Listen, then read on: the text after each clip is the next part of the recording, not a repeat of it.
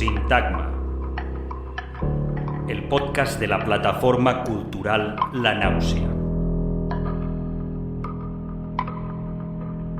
Nuestras armas son la palabra, la música, el cine experimental y toda creación plástica que fuera de los circuitos invadidos por el tedio luchan por hacer de la experiencia artística un lugar de encuentro.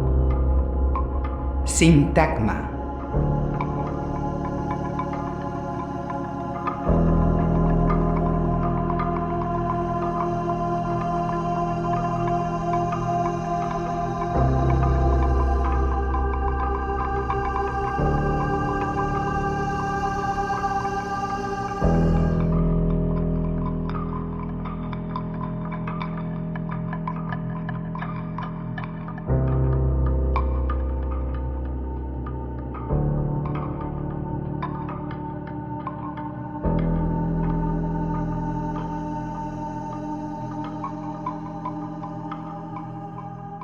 ¿Nunca os habéis encontrado con un libro en las manos de un autor extranjero que haya sido traducido al español y que el nombre del traductor solo aparezca en la página de créditos y además con letra muy chiquitina?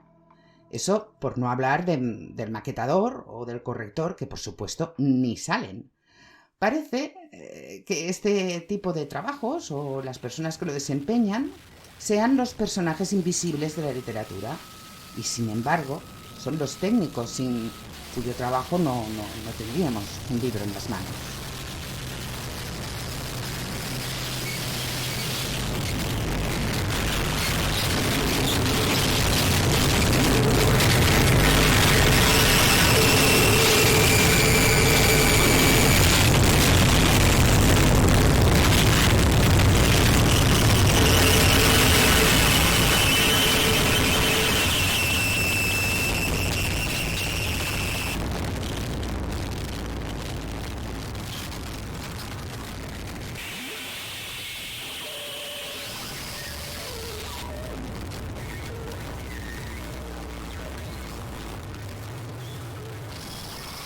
Esto que estás oyendo es Yakusatsu, un proyecto del ruidista Óscar Alfonso del sello discográfico Marbra Negra.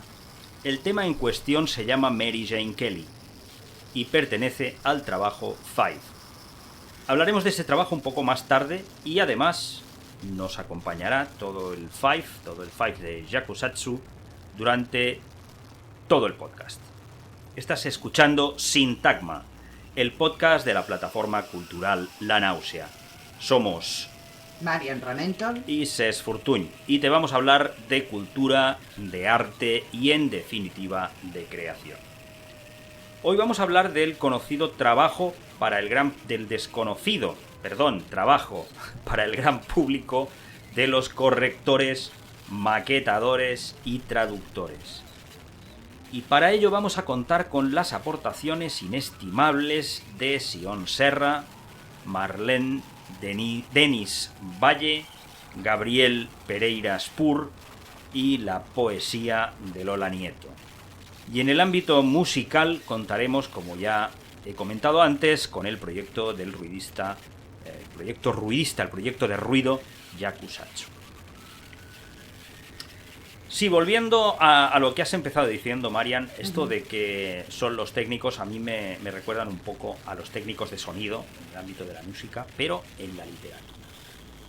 Pensad que hay un grado universitario que se llama traducción e interpretación, y que existen a su vez diversos grados universitarios que tienen relación con la maquetación, y que se pueden cursar varios posgrados, másters y cursos avanzados en corrección, o en cosas relativas a la corrección, y que aún así estamos frente a los grandes olvidados de la literatura. Me refiero a que hay estudios para esto, en que esto hay que formarse para hacer esto. Me viene al caso, me viene a la mente el caso del psiquiatra, del ensayista, del traductor Rafael Llopis, que fue el primer traductor, creo, al español, de la obra de Lovecraft. Entonces, muchas personas conocen al Lovecraft, ¿no? Al escritor de Providence. Pero no tanta gente conoce el nombre de Rafael Llopis. Efectivamente, efectivamente. No sé, parecen como eso, como invisibles, ¿no?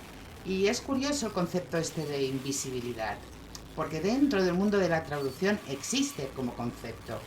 El filósofo y traductor Lawrence Venuti plantea justamente eso, que el trabajo de un traductor debería ser invisible.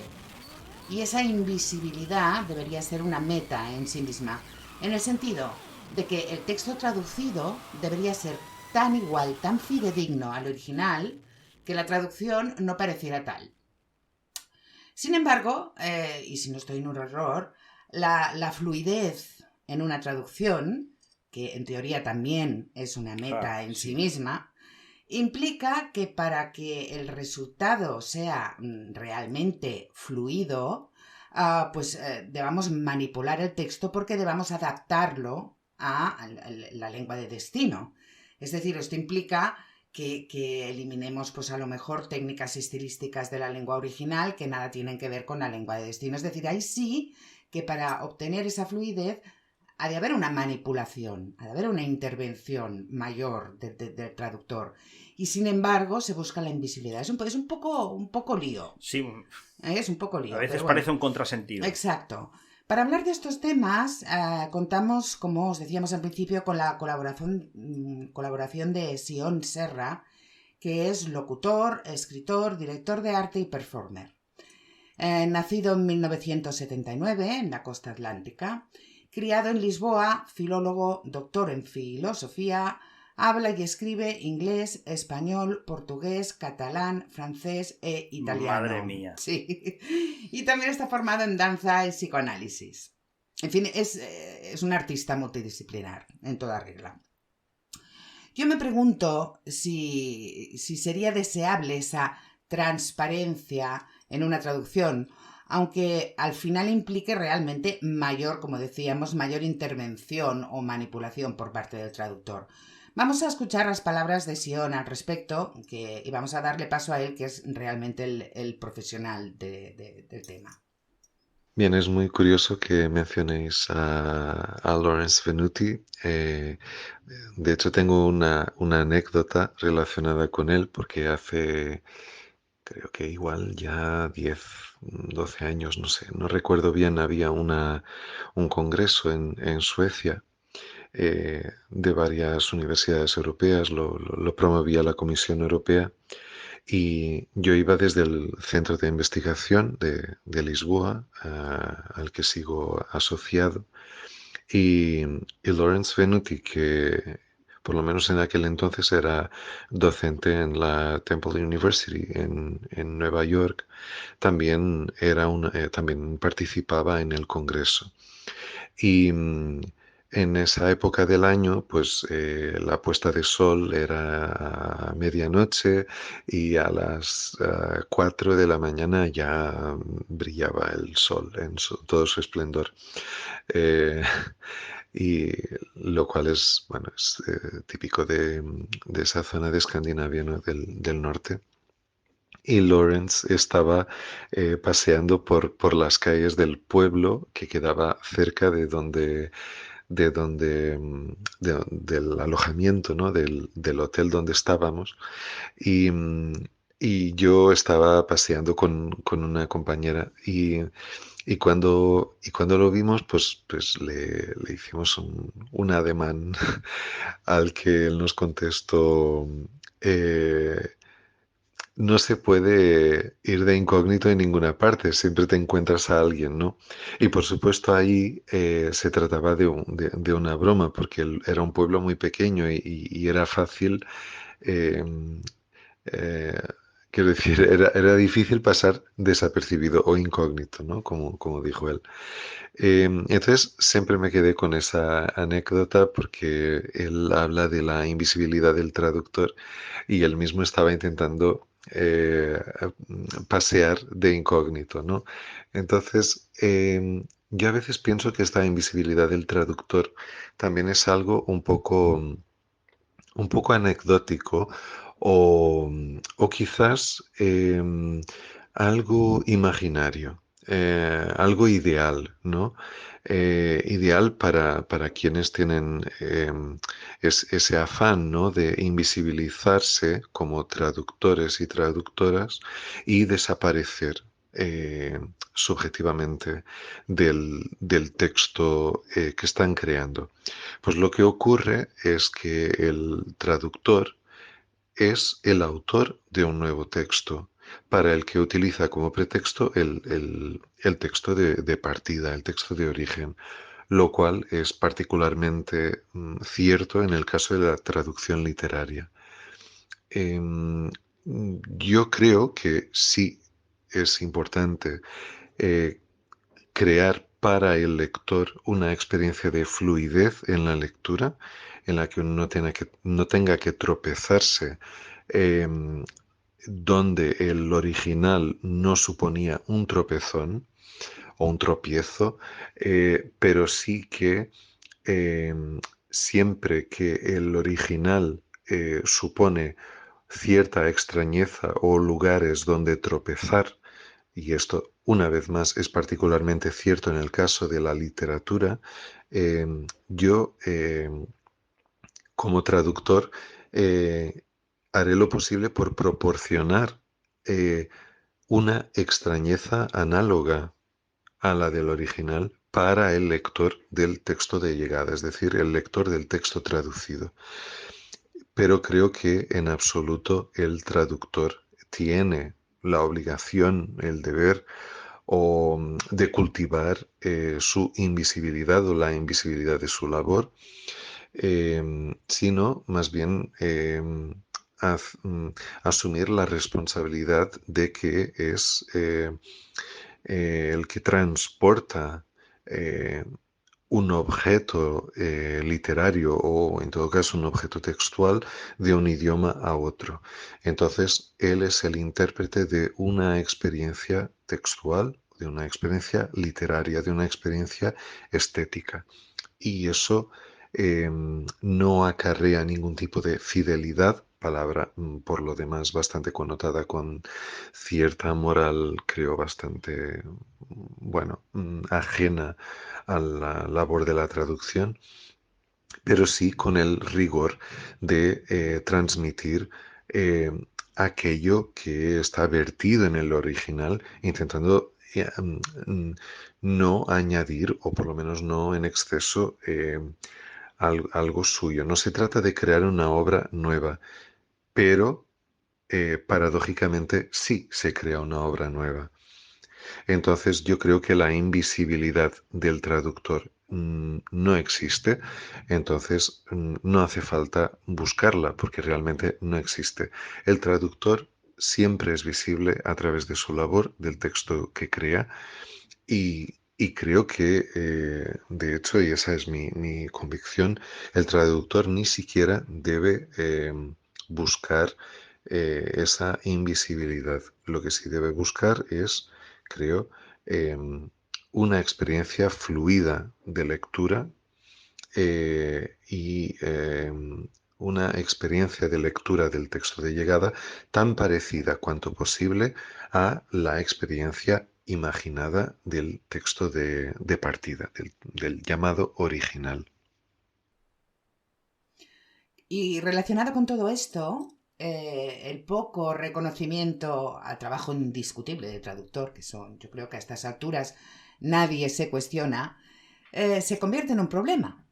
Es decir, si por un lado se persigue que la traducción sea lo más discreta posible, que casi ni se note, y por el otro lado se persigue que el trabajo sea Claro, reconocido, reconocido, sí. claro, entonces, cómo se gestiona esto de la no intervención o que parezca que no haya intervención con la, la, la, la autoría, ¿no? El reconocimiento de la autoría. ¿No sería una especie de oxímoron eso de Sí. querer ser como invisible pero al mismo tiempo reconocido? No acabo de... Pues con respecto al reconocimiento del trabajo del traductor, hace unos días pues, tuve la ocasión de acudir a la entrega del premio de traducción de la Sociedad Portuguesa de Autores, junto con dos traductores, Alex Tarradellas y Gita Custodio. Fuimos finalistas de este premio con una traducción de una antología de poesía catalana al portugués, Resistir al tiempo. Y normalmente estas entregas de premios son ante todo una ocasión para los traductores de reunirnos, de debatir, también de asociarnos y sindicalizarnos, porque, ¿por qué no decirlo? Nuestras condiciones laborales muchas veces son precarias y muchas veces no hay trabajos o que no, o simplemente no nos quieren aceptar una factura, o no quieren declarar, o no quieren aceptar la tarifa, que hay unas tarifas más o menos estándar, que luego se adaptan en función del idioma, del tipo de formato, etcétera. Pero digo que en un contexto en que hay agencias que con tantos intermediarios lo que hacen es intentar reventar las tarifas y practicar unas tarifas vergonzosas, ¿no? Porque no reconocen en absoluto de forma digna lo que es el trabajo de la traducción, que requiere un alto grado de especialización. Decía yo que en esa ocasión hablamos precisamente de distintas formas de reconocimiento por las que hay que luchar, y una de ellas es la mención del traductor en la portada del libro. No solo por lo que he comentado, que el traductor es el autor de la obra traducida, sino simplemente por todo el tiempo dedicado a esa obra. Por supuesto, también hay que reconocer el trabajo de revisión, también hay que reconocer el trabajo de maquetación.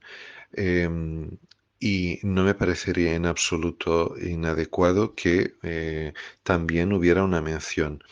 Pero en el caso del traductor me parece algo realmente muy llamativo, que muchos editores sigan invisibilizando el trabajo del traductor allí, porque si bien es cierto que hay una obra que fue creada, que fue escrita, que fue redactada por un autor, también es cierto que los lectores de la obra traducida jamás tendrían la oportunidad de leerla si no fuera por el trabajo del traductor.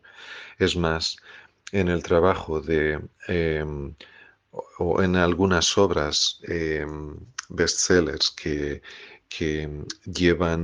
ya son auténticas sagas, ¿no? Firmadas por un autor, muchas veces ese autor no responde o no corresponde a una persona física real, sino que muchas veces esos autores ya han decidido, porque ya han ganado o consideran que ya han ganado lo suficiente como para tener que hacer ese trabajo ¿no? Es el trabajo de redacción, y lo delegan en equipos de redacción o en escritores en la sombra o escritores fantasma, ¿no? Y sin embargo, el trabajo del escritor fantasma, como el nombre indica, tampoco es reconocido en la portada, ¿no? Y solo aparece este nombre marca del escritor, del autor. Entonces yo creo que estos son motivos suficientes para reivindicar justamente la visibilidad y el reconocimiento del traductor.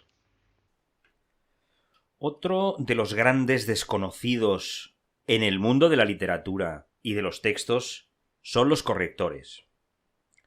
Y otra de las voces que os avanzábamos al principio es la de Gabriel Pereira Spur. Gabriel es uruguayo afincado en Argentina, es escritor, es también músico, cofundador del sello discográfico Hanfuji Records y se dedica a la corrección de textos técnicos desde hace más de 20 años. La corrección de textos no es tarea fácil. Evitar todo tipo de errores, de sintaxis, coherencia de género, de número, estilo, y al mismo tiempo respetar el discurso de los autores, esto es un reto. Un reto, efectivamente, sí.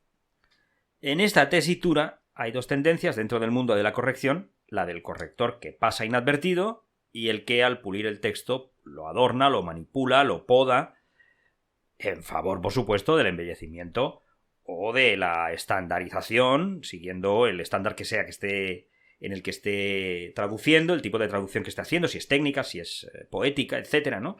O del concepto, según sea el caso. Los primeros, en el primer caso, la invisibilidad sería la meta a conseguir.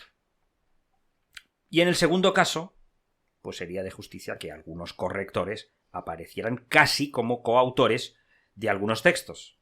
Vamos a escuchar a Gabriel en relación a esta dicotomía. Hola, buen día, Marian y Cesc. Aquí estoy respondiendo las preguntas para el podcast.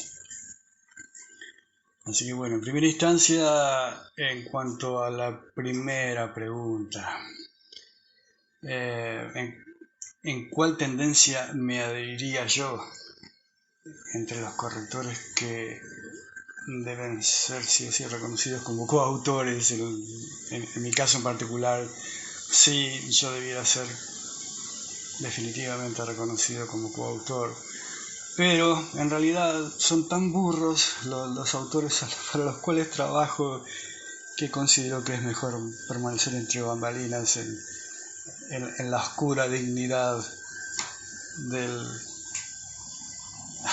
arte de corregir. No, definitivamente no. O sea, no. Yo creo que el corrector debe estar ahí atrás, porque incluso a mí me hacen ruido conceptos como el embellecimiento. Yo tiendo mucho más a la estandarización, porque no sé cuál es el concepto de embellecimiento. He trabajado en muchas editoriales y en unas es uno y el año siguiente es otro, y en otras es completamente diferente, y el año siguiente por supuesto es otra que el año anterior. La tesitura sería en términos estéticos, ¿no? No sé, embellecimiento, no, estandarización, sí. Bueno, sea como sea, lo que sí que debemos tener en cuenta es que el corrector como tal, pues no suele estar reconocido. No. Entonces, partiendo de esa invisibilidad, entre comillas, me refiero al trabajo no reconocido, pues claro, en cierto modo el corrector carece de una posición fuerte, pues desde la que negociar de todo, desde tarifas más justas. Claro, no se le acredita no se le acredita su trabajo en los textos en los que interviene. Claro, cuestiones más estrictamente laborales, ¿no? Exactamente. Tener una posición de fuerza. Claro, entonces desde ahí resulta casi imposible combatir con el intrusismo o la mala praxis, ¿no? A ver, vamos a volver a oír a Gabriel a este respecto. No, la tarea del corrector en Argentina está en franco retroceso y definitivamente en extensión. No, a los grandes medios no les interesa en lo más mínimo tener correctores. Los diarios de mayor tirada, no solo en papel, sino en la red, no tienen correctores. No. Entonces, el negociar o no es sumamente relativo. Yo trabajo para una editorial que sí considera que la calidad es un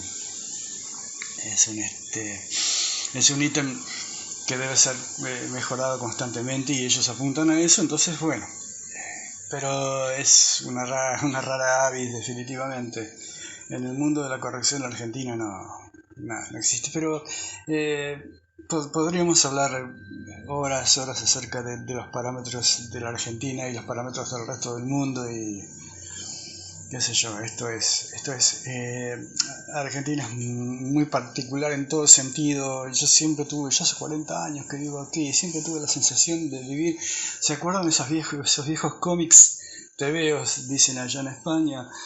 en los cuales Superman en la fortaleza perdida allá en el Polo Norte tenía una ciudad de Krypton, su Krypton natal, bajo una campana de cristal. Bueno, la Argentina vive en el domo, bajo la campana de cristal.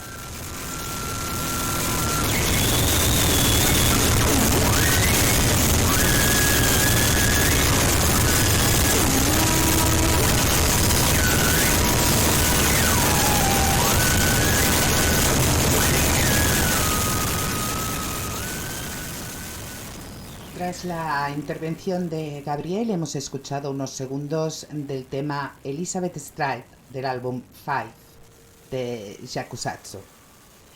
Y bien, pues antes hemos hablado con Gabriel, como os decíamos, de la corrección de textos desde una perspectiva técnica, porque eran traducción de textos técnicos.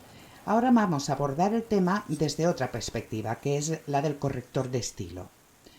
Un corrector de estilo no puede detenerse ante lo mal escrito, ¿vale? Por lo que debe no solo pulir, sino enmendar, e incluso con la reescritura, en caso de que sea necesario, el texto encomendado. Es decir, que el corrector de estilo debe ser aquella persona que reúna las competencias, ya sé que parece un poco raro, pero las competencias enciclopédicas, Sí, gramaticales, sí. No es raro, ¿no? culturales y bueno, y actualmente digitales también, claro. Porque tiene que saber moverse por internet, claro, discernir qué fuentes son viables y qué fuentes no. La fiabilidad, ¿no?, de las fuentes. Claro, ¿no? Sí, evidentemente. sí. Es decir, que tú imagínate que en una sola persona la cantidad de conceptos que hemos reunido. Claro.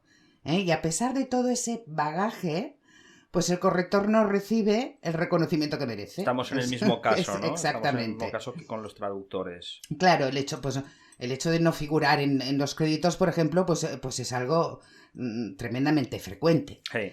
Entonces nos habla a este respecto Marlene Denis Valle, que es poeta cubana fincada en Cataluña, que fundó, presidió y asesoró los talleres literarios de La Habana durante 20 años y que es correctora de estilo profesional. Vamos a escucharla. Tienes toda la razón. Son los correctores de estilo los encargados de leer las veces que sean necesarias cada párrafo para así poder enmendar cualquier falta. No solo hay que tener presente los errores ortográficos, sino la sintaxis, la semántica para que cada oración esté bien estructurada. Realmente el corrector de estilo es el ente oculto tras la obra, el personaje invisible a los ojos del lector. En cuanto a lo que preguntas con relación a los créditos, puedo decir que alguna que otra vez me ocurrió, hasta que dejé de hacerlo definitivamente. Prefiero trabajar por cuenta propia. Yo me imagino que en esto de puntualizar y de remarcar errores debe ser un tema muy, muy delicado, ¿no? De confrontación, supongo. Vamos, que puede pasar que se publique un texto por decisión del autor o del editor con esas erratas. Vamos, que en ese caso casi mejor no aparecer en los créditos. Siendo sincera, muchas editoriales a veces ni se toman el trabajo de corregir las obras, visto que son autopublicaciones y tal como el autor las envía son impresas. Y por supuesto, siendo así, es preferible que el corrector permanezca en el anonimato. Es la figura fantasma, el individuo inexistente. Toda editorial que quiera asegurar la calidad de su producto contrata, o mejor dicho, contrataba los servicios de un corrector antes de entregar el libro a imprenta. Pero los recortes que durante los últimos años han afectado al mundo de la edición, es posible que hayan afectado primeramente a los correctores. Es decir, ¿es la figura del corrector una de las primeras de las que se prescinde ante una crisis económica? 100% es así todo cuanto afirmas. Solo las editoriales que se respetan contratan los servicios del corrector ortotipográfico y de estilo.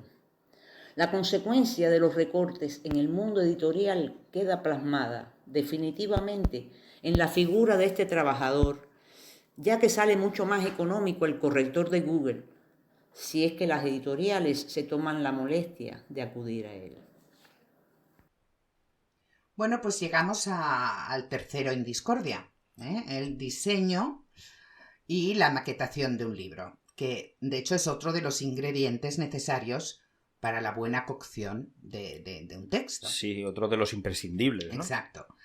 Entonces, fijaos que desde el aireado de las páginas, los márgenes, el tipo de letra que utilicemos, el sangrado, el no sangrado, en fin, índices, notas al pie, notas bibliográficas, y ya no os cuento si tenemos que inserir imágenes, diagramas, fotografías, en fin, todo ello ha de estar además en perfecta armonía para que el resultado sea claro, sea fácil a la vista, no canse.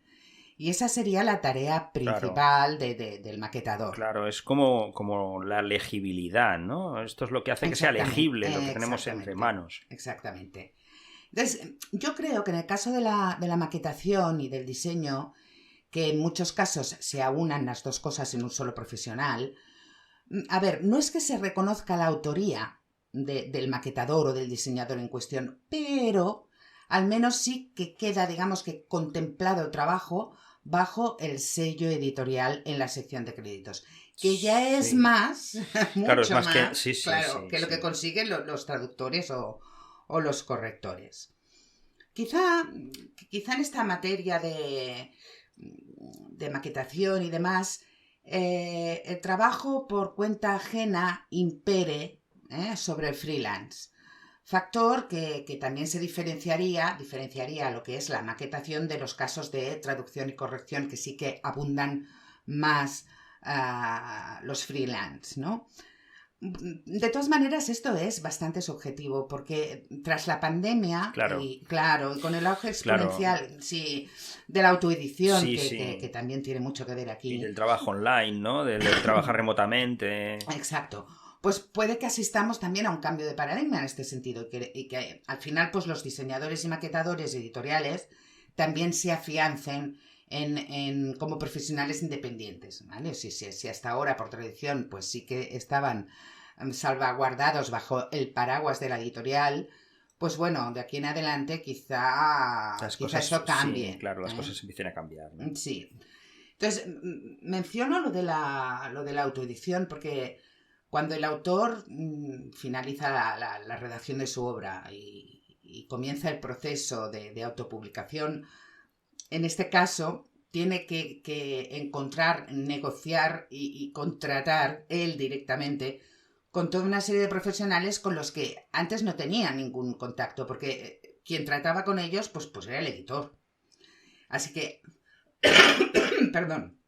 Así que ahora maquetadores y diseñadores se contemplan también como profesionales independientes, por lo que están expuestos a tenor de las malas costumbres, por decirlo de alguna manera. Sí, o incluso de la ignorancia, ¿no? De no saber, de no conocer, ¿no? Todo este mundo. Pues están expuestos a ser invisibilizados en sus trabajos y no reconocidos ni en los créditos ni en ninguna parte.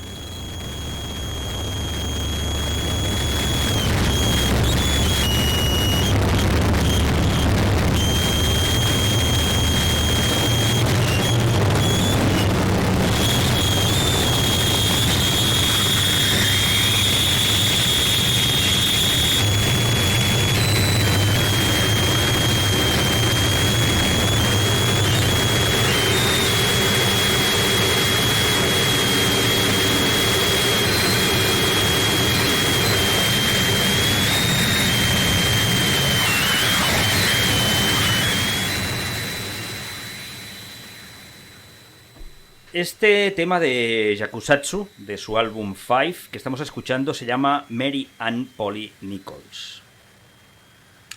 Bueno, vamos a hablar ahora de un poemario muy especial. Estamos ya en nuestro aparador, nuestro espacio del aparador, donde presentamos trabajos poéticos, literarios en general y también trabajos musicales. Que hoy nos está precisamente acompañando el trabajo Five de Yakusatsu, del que hablaremos de aquí dentro de un momentito. Exacto, sí. de aquí un momentito. Pero en cuanto a lo poético, vamos a hablar de Caracol, de Lola Nieto.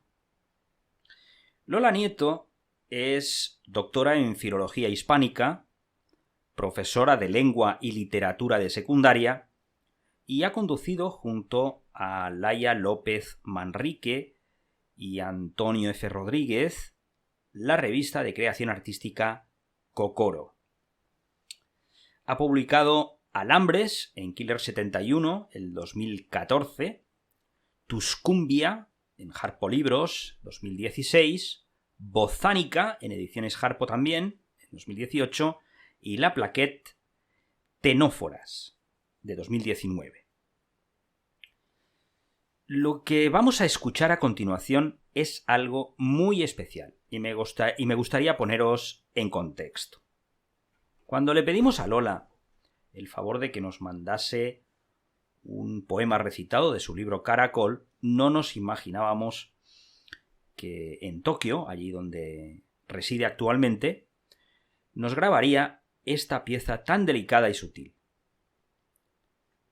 Lola es una artista muy interesada en la cultura nipona de la que se impregna su obra. Y este es precisamente el regalo que nos ha mandado para todos vosotros que nos estáis escuchando. Hola, muchísimas gracias por acoger Caracol y dedicarle un ratito en vuestro programa. Comparto desde Kioto un poema con vosotros. Si alguien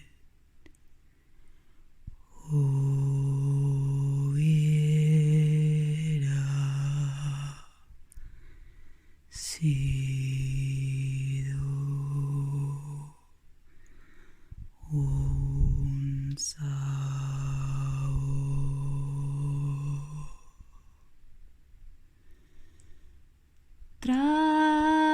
traducir el susurro,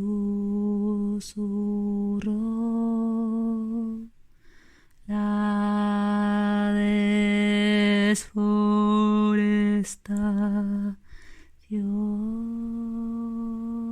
desforestación, el denteo de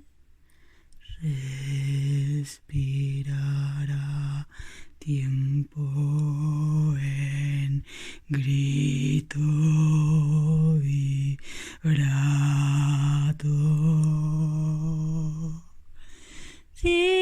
Ciclo de la boca,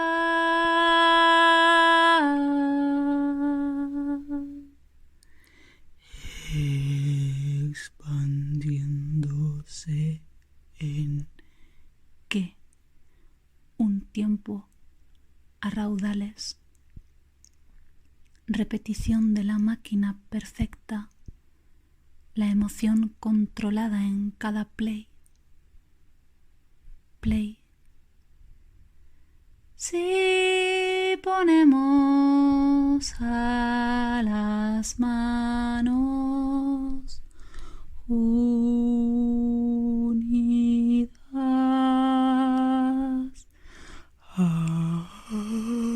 Holanda no toca.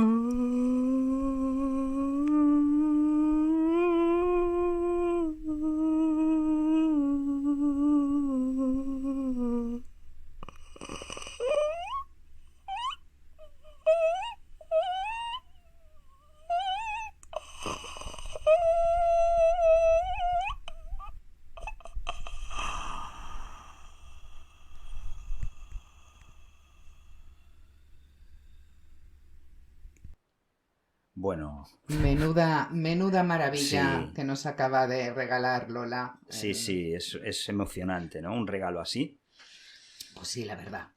En esta obra, en Caracol, Lola Nieto enfatiza la distancia, el espacio vacío que hay entre el yo y lo que fue el otro, o la otra, en este caso, y a lo largo del texto baila lentamente con el vacío para intentar invocar al ausente y devolverlo a la vida. El ritmo es progresivo, empieza de una manera muy contenida, casi imperceptible, y poco a poco va aventurándose cada vez más en ese otro mundo, que sería el espacio natural de la otra, de la que fue. Esto dota al conjunto de una fuerza arrolladora, al mismo tiempo que el texto se resquebraja en su forma y muta como un elemento más de la naturaleza, de prosa a poesía y de esta otra vez a prosa. Yo no sé si habéis tenido ocasión de poder disfrutar de Lola Nieto en directo. Y así como acabamos de escuchar en su voz, esta particular manera de recitar. Estas ella, inflexiones tan especiales, exacto, ¿verdad? Pues lo hace también con su cuerpo. Es decir, hace como una especie de una performance en toda regla. Cuando expresa su creación poética, ¿no? Y es realmente tremendísima. Es una experiencia. Sí, es toda una experiencia. Sí, que recomendamos vivamente a todo aquel que pueda. Por supuesto. Bueno, ahora la tenemos en Tokio, en Tokio no, en Kioto. En Kioto, sí. La tenemos un poquito lejos, pero si en alguna ocasión o buscadla en vídeos. Sí, de momento, claro, falta de tenerla en directo, es bueno consultar YouTube y porque hay cosas que se pueden encontrar y vale muchísimo la pena. Yo creo que la disfrutaréis muchísimo.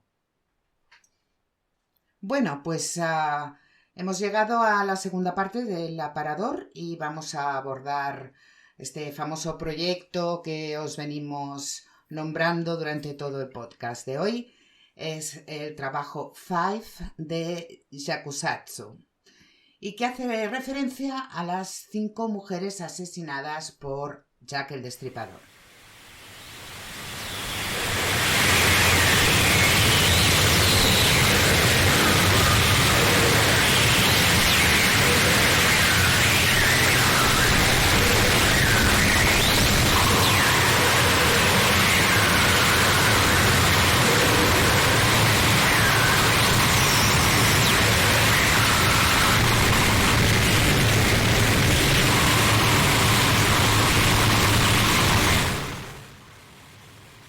Acabamos de escuchar unos segundos del tema Annie Chapman, una de las mujeres asesinadas, como decíamos antes, por Jack el Destripador. Sí, de hecho, perdóname, pero de hecho lo tenemos de fondo a Yakusatsu, lo estamos escuchando ahora mismo.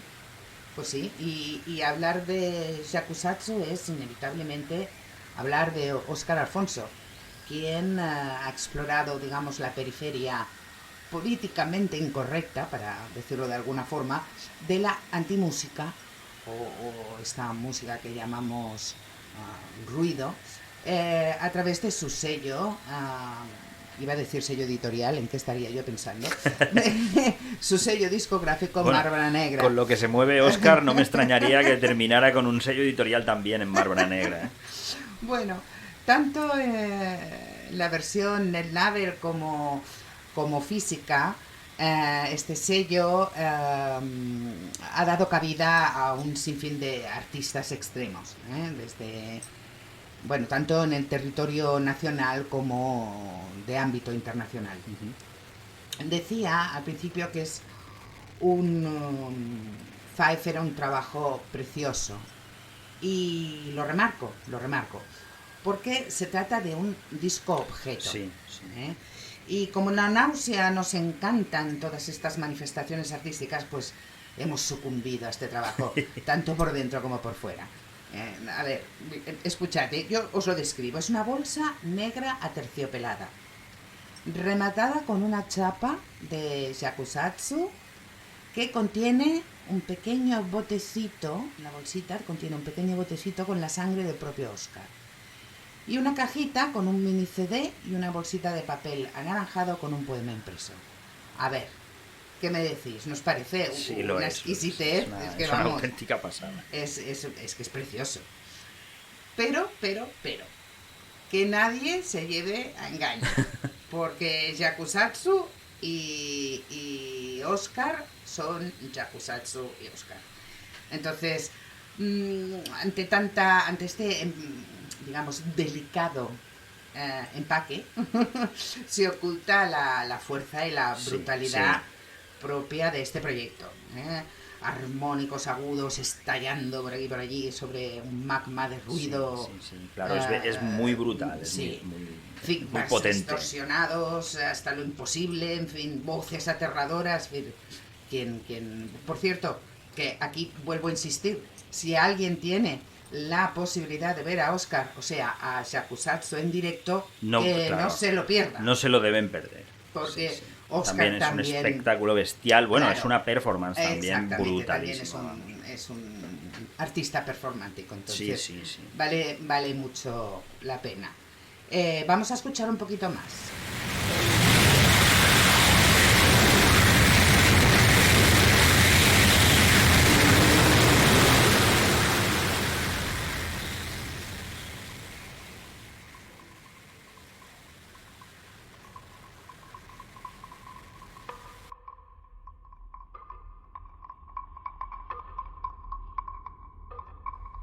Bueno, pues hemos llegado ya al final del podcast. Hasta el próximo Sintagma, recibid un cordial saludo. No queremos marcharnos sin antes agradecer a nuestros invitados su colaboración. Hemos tenido con nosotros a Sion Serra, Gabriel Pereira Spur, Marlene Denis, Lola Nieto y la música de Yakusatsu. A todos ellos muchas, pero que muchas gracias. Un abrazo a todos.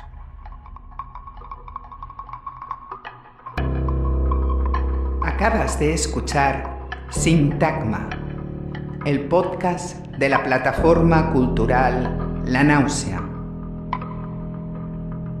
Conducido por Marian Ramentol y Cés Fortuny. Un lugar de encuentro para la palabra, la música, el cine experimental y toda disciplina artística y de vanguardia. Sintagma.